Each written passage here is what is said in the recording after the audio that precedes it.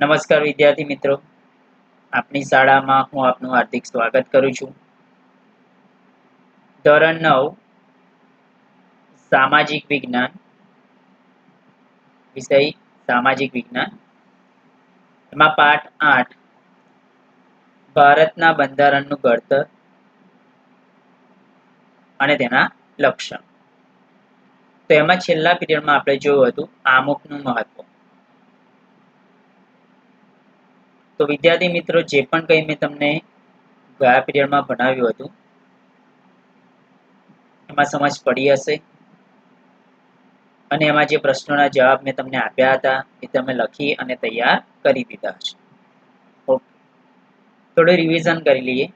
આમુખનું મહત્વ શું આપણે ભણ્યા હતા ગયા પીરિયડમાંથી? તો કે આમુખને બંધારણનો આત્મા કયો છે, બરાબર?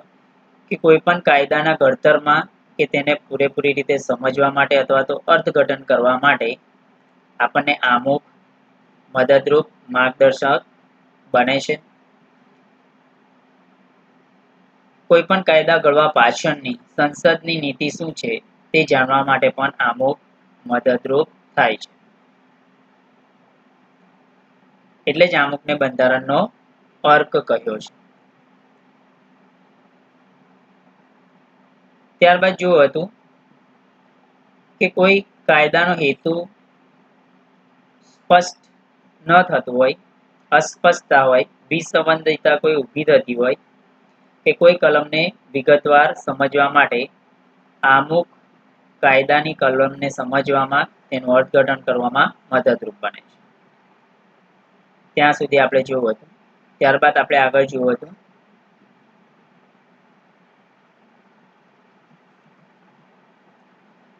આમુખના આધાર સ્તંભો. તો આમુખના આધાર સ્તંભોમાં આપણે જોયું હતું ભારતના લોકો સાર્વભૌમ, સમાજવાદી, બિન સાંપ્રદાયિક, લોકશાહી, પ્રજાસત્તાક, બંધુતા, ન્યાય, સમાનતા, સ્વાતંત્ર્ય, રાષ્ટ્રીય એકતા અને અખંડિતતા એ આધાર સ્તંભો આપણે આમુખના છે. એમાં પહેલા જે આપણે 3 ભણવાના છે મુખ્ય, બરાબર છે? એમાં લોકશાહી વિશે પહેલું જે છે એના વિશે જોઈ કરતા કે લોકશાહી કોને કહેવાય, બરાબર છે? લોકશાહી શાસન એટલે કે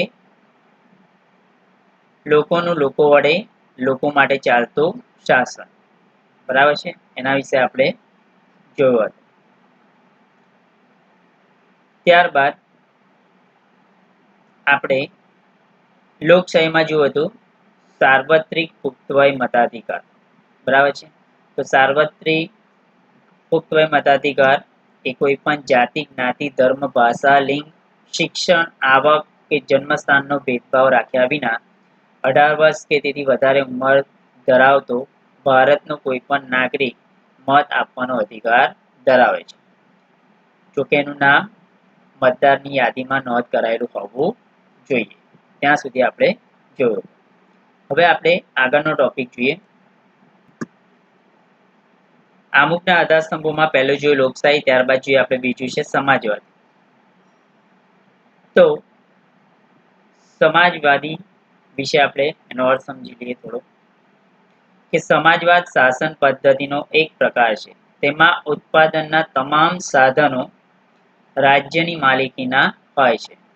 કે ઉત્પાદનના તમામ જે સાધનો છે કોની માલિકીના હોય છે? રાજ્ય. તેમાં ઉત્પાદનોની વહેંચણી કરવાની જવાબદારી રાજ્ય સંચાલિત દુકાનો સંભાળે છે. સમાજવાદી પદ્ધતિમાં રાજ્યમાં પ્રવર્તી ગરીબી છે, બેકારી છે, ભાવ વધારો, નિરક્ષરતા જેવા જે પરિબળો છે તેના ઉપર અંકુશ રાખે છે અને દેશમાંથી ગરીબો અને શ્રીમંતો વચ્ચેના જે તફાવતો છે એ નાબૂદ કરવાના પ્રયત્નો કરવામાં આવે છે. કે સમાજવાદી શાસન પદ્ધતિ એટલે કે જે ગરીબ અને શ્રીમંત એટલે કે ધનવાન એ બે વચ્ચે જે તફાવત છે, બરાબર છે? કે ગરીબ પાસે પૈસા ઓછા હોય જ્યારે શ્રીમંતો પાસે પૈસા વધારે હોય, એટલે બંને વચ્ચેનું જે અંતર છે એ સરખું થાય તેવા પ્રયત્નો કરવાની વાત કહી છે. તો જોઈએ સમાજવાદી. તો કે ભારતમાં 1976માં કટોકટી શાસન દરમિયાન બંધારણના 42માં સુધારા દ્વારા આમુખમાં સમાજવાદી શબ્દ ઉમેરવામાં આવ્યો છે. ભારતીય બંધારણની મોટાભાગની જોગવાઈઓ પ્રત્યક્ષ રીતે અથવા તો પરોક્ષ રૂપે સામાજિક ક્રાંતિ દ્વારા સામાજિક અને આર્થિક સમાનતા સાધીને કલ્યાણ રાજ્ય સ્થાપવાનો મૂળ એનો ઉદ્દેશ્ય હેતુ છે. આમુખમાં તમામ નાગરિકોને સામાજિક, રાજકીય તેમજ આર્થિક ન્યાય અને સમાનતા પ્રાપ્ત થાય તેવી સમાજવાદી વિચારસરણી ધરાવતી સમાજ રચનાની સ્થાપનાનું ધ્યેય રાજ્યનીતિના માર્ગદર્શક સિદ્ધાંતોમાં રાખવામાં આવેલું છે. રાજ્યનીતિના માર્ગદર્શક સિદ્ધાંતો વિશે આગળ પણ આપણે ભણીશું. તો અહીંયા શું કહ્યું છે કે આમુખમાં તમામ નાગરિકોને કઈ સામાજિક, રાજકીય તેમજ આર્થિક રીતે ન્યાય પ્રાપ્ત થાય, સમાનતા પ્રાપ્ત થાય એવી વિચારસરણી ધરાવે છે. ત્યારબાદ આપણે આગળ જોઈએ. સમાજવાદી સમાજ રચનામાં રાષ્ટ્રીય સંસાધનોની ન્યાયયુક્ત વહેંચણી થાય, એટલે કે સમાન ધોરણે વહેંચણી થાય, ઉત્પાદન જે કંઈ પ્રોડક્શન થાય છે અને વિતરણ એની વહેંચણીની વ્યવસ્થા રાજ્યના હસ્તક એટલે કે રાજ્યના હાથમાં હોય છે. રાજ્યમાં વિવિધ વિસ્તારો અને વ્યવસાયોમાં કાર્ય કરતા જે લોકો છે એ વચ્ચે આવકની અસમાનતા ઓછી કરવાનો પ્રયત્ન કરવામાં આવતો હોય કે જે આવકની અસમાનતા કે કોઈ વધારે કમાય, કોઈ બિલકુલ ઓછું કમાય, તો જે આવકની જે અસમાનતા છે એને સમાન બનાવવાનો પ્રયત્ન કરવાનો છે. કોઈ વ્યક્તિ કે સમૂહના હાથમાં સંપત્તિ કેન્દ્રિત થયેલી ન હોય, સૌને સ્વસ્થ અને ગૌરવપૂર્વક વિકાસની તકો અને સગવડો પ્રાપ્ત થાય, જે દ્વારા સામાજિક કલ્યાણ સાધવાનું અને ગરીબ તવંગના ભેદોને નાબૂદ કરવાની, લોકોનું જીવન ધોરણ ઊંચું લાવવાની, તેઓમાં સામાજિક અને આર્થિક કલ્યાણ સાધવાનો પ્રયત્ન કરવા બંધારણમાં રાજ્યોને માર્ગદર્શન આપેલું છે. તેથી ભારતીય બંધારણ એક સામાજિક દસ્તાવેજ પણ કહેવાય છે. કે ભારતનું જે બંધારણ છે કેવો દસ્તાવેજ છે તો કે સામાજિક. તો અહીંયા સમાજવાદીમાં જે વિચારસરણી છે સમાજવાદી, બરાબર છે, આમુખનો જે આધારસ્તંભ છે સમાજવાદી, તો એમાં જણાવવામાં આવ્યું છે કે ગરીબ અને જે ધનવાન છે એના જે ભેદો છે નાબૂદ કરવાના છે, બરાબર છે, સમાન બનાવવાના છે, લોકોનું જીવન ધોરણ ઊંચું આવે, સ્વસ્થ જીવન બને, તેઓમાં સામાજિક અને આર્થિક કલ્યાણ સાધવાનો પ્રયત્ન કરવા માટે બંધારણ શું જણાવે છે? રાજ્યોને માર્ગદર્શન આપે છે. તો સમાજવાદી જે આપણે ટોપિક સમજ્યો એના વિશે તમને ખ્યાલ આવ્યો હશે. એના પ્રશ્નો આપણે જોઈએ કે આમુખમાં એક જ શબ્દમાં ઉત્તર આપો. VSQ 1 ગુણ માટે 20મો પ્રશ્ન છે, આમુખમાં સમાજવાદી શબ્દ ક્યારે ઉમેરવામાં આવ્યો? એટલે કે કયા વર્ષે? તો એનો જવાબ છે ઈસવીસન 1976. ત્યારબાદ 21મો પ્રશ્ન છે, ગરીબ તવંગના ભેદોને નાબૂદ કરીને લોકોનું જીવન ધોરણ ઊંચું લાવવાની વાત આમુખના કયા આધાર સ્તંભમાં કહેવામાં આવી છે? તો આપણે જે બીજા નંબરનો આધાર સ્તંભ જોયો એટલે કે સમાજવાદ. બીજાનો આન્સર છે. ત્યારબાદ આપણે જોઈએ 22મો પ્રશ્ન, સમાજવાદમાં ઉત્પાદન અને વિતરણની સમગ્ર વ્યવસ્થા કોને હસ્તક હોય છે? તો એનો જવાબ જોઈએ આપણે. કોને હસ્તક હોય છે? રાજ્યને હસ્તક હોય છે. ત્યારબાદ 23મો પ્રશ્ન જોઈએ, ભારતીય બંધારણ કયા પ્રકારનો દસ્તાવેજ છે? કે ભારતનું જે બંધારણ છે કયા પ્રકારનો દસ્તાવેજ કહેવાય છે? તો એનો જવાબ છે સામાજિક દસ્તાવેજ. બરાબર, ઓકે. હવે જોઈએ ટૂંકમાં ઉત્તરો આપો. શોર્ટ ક્વેશ્ચન 2 ગુણ માટે. સામાજિક અને આર્થિક સમાનતા વિના રાજકીય સમાનતા અધૂરી છે. કારણ સમજાવો. બરાબર છે, 2 માર્ક્સમાં કારણ પૂછાઈ શકે. તો એનો જવાબ જોઈએ આપણે કે સામાજિક અને આર્થિક સમાનતા વિના રાજકીય સમાનતા કેવી છે? અધૂરી છે. એનો જવાબ જોઈએ આપણે.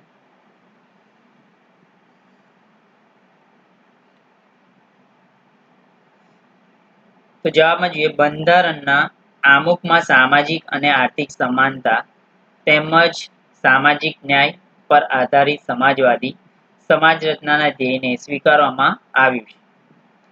ભારત સરકારે આ ધ્યેયને હાંસલ કરવા માટે સામાજિક કલ્યાણ સાધવાનો સંકલ્પ કર્યો છે. દેશની પ્રજાનું જીવન ધોરણ ઊંચું લાવી દેશમાં સામાજિક અને આર્થિક સમાનતા સાધવા ભારત સરકારે અને રાજ્ય સરકારોએ અનેક યોજનાઓ અમલમાં મૂકી છે.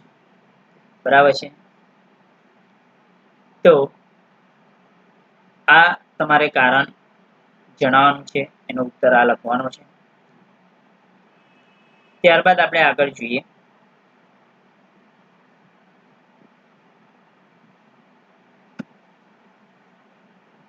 આપણે આમુખનો ત્રીજો આધાર સ્તંભ છે બિન સાંપ્રદાયિકતા. તો બિન સાંપ્રદાયિકતા એટલે શું? તો આપણને ખ્યાલ છે કે ભારતની અંદર વિવિધ પ્રકારના ધર્મો પડાય છે, તમે જાણો જ છો. બરાબર છે, જેવા કે હિન્દુ, મુસ્લિમ, શીખ, ઈસાઈ, પારસી, જૈન વગેરે જેવા વિવિધ પ્રકારના ધર્મો ભારતની અંદર પાડવામાં આવે છે. બરાબર છે, એટલે કે ભારતને કોઈ પર્ટિક્યુલર એક ધર્મ નથી કે ભારતમાં રહેતી પ્રજા આ જ ધર્મ પાડે, એક જ ધર્મ છે એવું છે નહીં. ભારતની અંદર વિવિધ ધર્મ પાડનારી પ્રજા વસે છે. બરાબર છે, એટલે એને કહેવાય છે બિન સાંપ્રદાયિક. એના વિશે વધારે આપણે સમજીએ કે બિન સાંપ્રદાયિકતા એટલે કે ધર્મ નિરપેક્ષતા એટલે બધા જ ધર્મોને સમાન ગણવા. બરાબર છે, જે વિવિધ પ્રકારના ધર્મો છે જેના વિશે આપણે જોયું અને જાણીએ છીએ, તો એ બધા જ પ્રકારના જે ધર્મો છે એને કેવા ગણવાના છે? સમાન ગણવાના છે. અને કોઈ પણ એક ધર્મે કે સંપ્રદાયને રાજકીય માન્યતા ન આપવી. બરાબર છે, કે કોઈ પણ એક ધર્મને રાજ્ય માન્યતા આપશે નહીં. બિન સાંપ્રદાયિકતા ધર્મ નિરપેક્ષતા માં સર્વ ધર્મ સમદ્રષ્ટિ એટલે કે બધા જ ધર્મ પ્રત્યે સમાન દ્રષ્ટિ અને સર્વ ધર્મ સમભાવ કે દરેક ધર્મ પ્રત્યે આદર અને ભાવ સન્માન એક સમાન જ રાખવાનું છે ના સિદ્ધાંતે ચાલવાનું છે. જોઈએ તો બિન સાંપ્રદાયિકતા તો કે ઈસવીસન 1976 42માં બંધારણીય સુધારાથી આમુખમાં બિન સાંપ્રદાયિકતા શબ્દ ઉમેરવામાં આવ્યો છે. ભારત એક ધર્મનિરપેક્ષ અથવા તો બિન સાંપ્રદાયિક એટલે કે એને ઇંગ્લિશમાં કહેવાય છે સેક્યુલર રાજ્ય છે. બંધારણીય જોગવાઈ મુજબ ભારત ધાર્મિક રાજ્ય બની શકે નહીં, કે કોઈ પણ એક ધર્મને લઈને રાજ્ય ભારતને બનાવી શકાશે નહીં. ભારતના રાજ્યને પોતાનો કોઈ ધર્મ નથી, જેમ મેં આગળ સમજાવ્યું એ પ્રમાણે કે ભારતને કોઈ પોતાનો એક ધર્મ છે નહીં, કારણ કે ભારતમાં વિવિધ પ્રકારના ધર્મ પાડી શકાય છે અને પાડનારી પ્રજા વસે છે. તેથી ધર્મની બાબતમાં રાજ્ય કોઈ દખલગીરી કરી શકશે નહીં. એટલે કે કોઈ પણ ધર્મની બાબતમાં રાજ્ય કે સરકાર બરાબર છે હસ્તક્ષેપ કરશે નહીં. જેમની પરંપરાગત રૂઢિગત ચાલતી આવતી જે વિધિ છે, જે પણ કાર્યવિધિ છે, એ દરેક ધર્મ પોતપોતાની રીતે કરી શકે છે. એમાં રાજ્ય કે સરકાર એમાં દખલ અંદાજી કરી શકશે નહીં.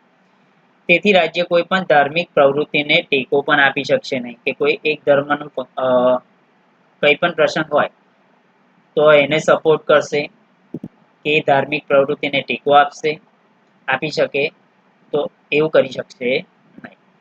નાણાં પણ ના આપી શકે, એટલે કે આર્થિક સહાય પણ ન કરી શકે. રાજ્ય કોઈ પણ બિન સાંપ્રદાયિક એટલે કે ધર્મ નિરપેક્ષ પ્રવૃત્તિઓ સાથે ધર્મને જોડી શકશે પણ નહીં. દેશના કોઈ પણ નાગરિકને પોતાની ઈચ્છા અનુસાર ગમે તે ધર્મ પાળવાની સ્વતંત્રતા છે. બરાબર, કે ભારતના દરેક નાગરિકને એની ઈચ્છા મુતાબિક જે ધર્મ પાળવો હોય એ ધર્મ પાળી શકે છે, એવી એને સ્વતંત્રતા આપવામાં આવેલી છે. ધર્મ પરિવર્તન પણ કરી શકે, બરાબર છે, એટલે કે બીજો ધર્મ પણ અપનાવી શકે છે, એ માટેની પણ સ્વતંત્રતા આપેલી છે. આગળ જોઈએ, રાજ્ય ધર્મ કે સંપ્રદાયના નામે કોઈ પણ નાગરિક પ્રત્યે પક્ષપાત કે ભેદભાવ રાખી શકશે નહીં. બરાબર, કે ધર્મ સંપ્રદાય માટે રાજ્ય કે સરકાર એ કોઈ પણ પક્ષપાત કે ભેદભાવ નહીં રાખી શકે. તેને જાહેર નોકરી તેમજ રાજકીય અધિકારો ભોગવવાની સમાન તક પૂરી પાડવામાં આવે છે. બરાબર, કે આપણે જોઈએ છે કે વિવિધ ધર્મ પાળનારી જે પ્રજા છે, તો એને એની લાયકાત પ્રમાણે અલગ અલગ ક્ષેત્રની અંદર નોકરી મળે છે. એવું નથી કે કોઈ પર્ટિક્યુલર એક જ ધર્મના લોકોને નોકરી અપાતી હોય. બરાબર છે, તો દરેક ધર્મના લોકોને નોકરીની સમાન તક પૂરી પાડવામાં આવે છે. આમ બિનસાંપ્રદાયિકતા બંધારણનું મૂળ તત્વ અને લોકશાહીનું અનિવાર્ય લક્ષણ ગણાય છે. સર્વધર્મ સમદ્રષ્ટિ તથા સર્વધર્મ સમભાવ, જે આપણે આગળ સમજી લીધું. બરાબર છે, કે દરેક ધર્મ પ્રત્યે સમાન દ્રષ્ટિ, એક જ દ્રષ્ટિએ જોવાનું છે, સમાન રીતે જ જોવાનું છે. એટલે કે સર્વ ધર્મ સંભાવ, એટલે કે દરેક ધર્મ પ્રત્યે આદર અને સન્માન કરવું. એ સિદ્ધાંતને ભરેલ ભારતીય બંધારણમાં કોઈ ધર્મને રાજ્યમાં ઉત્તેજન આપવામાં નહીં આવે. વ્યક્તિને પોતાની ધાર્મિક માન્યતા જે હોય છે, આસ્થા હોય છે, શ્રદ્ધા હોય છે, એ રાખવા સાથે તેના પ્રચાર અને પ્રસાર કરવાના નાગરિકના અધિકારને રાજ્યનો કોઈ પ્રતિબંધ કે અવરોધ નથી. એટલે કે કોઈ ધર્મ જે છે, એ ધર્મમાં જે માન્યતાઓ, જે આસ્થા શ્રદ્ધા છે, તો એનો દરેક પ્રજાની અંદર, બીજી ભારતમાં રહેનારી દરેક પ્રજાની અંદર એનો પ્રચાર અને પ્રસાર કરી શકે છે. તેના પર કોઈ પ્રતિબંધ છે નહીં, કે તેનો અવરોધ પણ નથી. ઓકે, તો આને કહેવાશે બિન સાંપ્રદાયિકતા. આમુખના આધાર સ્તંભોમાંનું ત્રીજું. હવે એના પ્રશ્નો જોઈ લઈએ આપણે. 24મો પ્રશ્ન છે, એક જ શબ્દમાં ઉત્તર આપો. એમાં 24મો પ્રશ્ન છે, ભારત ધર્મની દ્રષ્ટિએ કેવું રાજ્ય છે? 1 ગુણ માટે. તો એનો જવાબ આવશે બિન સાંપ્રદાયિક. બિન સાંપ્રદાયિક રાજ્ય છે. બરાબર. 25મું છે, સેક્યુલર શબ્દનો અર્થ લખો. એ પણ 1 ગુણ માટે છે, તેનું જોઈએ. ધર્મનિરપેક્ષ, અથવા તો તમે બિન સાંપ્રદાયિક પણ લખી શકો છો. બંને જવાબ સાચા છે. સેક્યુલર નો અર્થ શું થાય છે? ધર્મનિરપેક્ષ અથવા તો બિન સાંપ્રદાયિક. બેમાંથી કોઈ પણ એક લખી શકો છો. ટૂંકમાં ઉત્તર આપો. શોર્ટ ક્વેશ્ચન 2 ગુણ માટે. ભારત એ બિન સાંપ્રદાયિક રાજ્ય છે. કારણ જણાવો 2 માર્ક માટે. તેનો જવાબ જોઈએ. કારણ કે ભારત એ બિન સાંપ્રદાયિક રાજ્ય છે. કારણ આપો. તો કે ભારતમાં ધર્મ, જાતિ કે પંથના ભેદભાવ વિના બધા નાગરિકોને સમાન અધિકારો આપવામાં આવ્યા છે. જેમાં આપણે આગળ જોયું. ભારતના બધા જ નાગરિકોને ધાર્મિક સ્વાતંત્ર્યનો મૂળભૂત હક આપવામાં આવ્યો છે. ભારત સરકાર કોઈ પંથ કે ધર્મને વરેલી નથી. રાજ્ય બધા ધર્મોને સમાન ગણે છે. બરાબર છે, કે બધા જે ધર્મો છે કેવા છે? સમાન ગણે છે રાજ્ય. રાજ્યની નજરમાં ધર્મને કારણે કોઈ ઊંચું કે નીચું નથી. દરેકને પોતપોતાની પસંદગીનો ધર્મ પાળવા માટેની છૂટ આપી છે. ભારત સરકાર ધાર્મિક બાબતોમાં નિષ્પક્ષ અને તટસ્થ છે, એટલે કે ભેદભાવ કરતી નથી. ભારતના બંધારણમાં સર્વધર્મ સમદ્રષ્ટિ અને સર્વધર્મ સમભાવનો સિદ્ધાંત સ્વીકારવામાં આવ્યો છે. આથી કહી શકાય કે ભારત એ બિન સાંપ્રદાયિક રાજ્ય છે. તો તમારે આટલું જ આન્સરમાં લખવાનું રહેશે. આપણે છેલ્લે બિન સાંપ્રદાયિકતા જોયું. બરાબર છે, કે આમુખના જે આધાર સ્તંભો હતા મુખ્ય 3: લોકશાહી, બીજું હતું સમાજવાદી, અને ત્રીજું છે બિન સાંપ્રદાયિકતા. તો આ ત્રણેય જે મુખ્ય આધાર સ્તંભો હતા એ આપણે અહીંયા પૂરા થાય છે. બરાબર, જે પણ કંઈ માહિતી આપી, જે પણ પ્રશ્નોના જવાબ તમને સમજાવ્યા એનો તમને ખ્યાલ આવી ગયો હશે. તો ઓકે, હવે જે પ્રશ્નો તમને આપ્યા છે એના જવાબ તમારે લખી નાખવાના રહેશે અને યાદ પણ કરવાના રહેશે. ઓકે મિત્રો, તો અહીંયા સુધી જે પણ સમજાવ્યું તમને ખ્યાલ આવી ગયો ને? ઓકે, નેક્સ્ટ પીરિયડમાં આપણે આગળના ટોપિક વિશે સમજીશું. Have a good day.